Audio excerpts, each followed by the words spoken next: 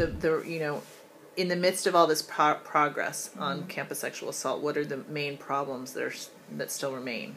I think that the biggest problem is the lack of desire to talk about the problem itself, and that being sexual assault. And I don't know if it's a discomfort issue or if it's just kind of like, if we ignore it, it'll go away.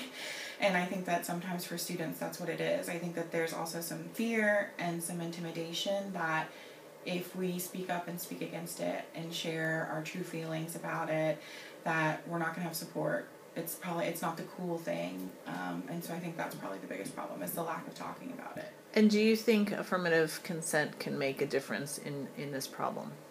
Absolutely. I think that affirmative consent will make a difference if we are able to truly educate what the meaning of affirmative consent is, and individuals truly understand and accept it. And how would you define it if you had to, on the spot, define this policy for us? I think, in the most simplest of terms, and I'm sure we've all heard it over and over again, it's affirmative consent, very simply, is that yes means yes and no means no.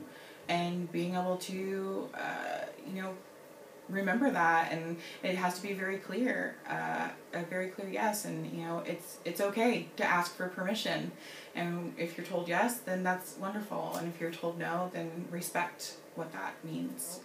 It's what exists today. If someone is intoxicated, then they don't have the ability to give consent, and that has always existed and should always exist.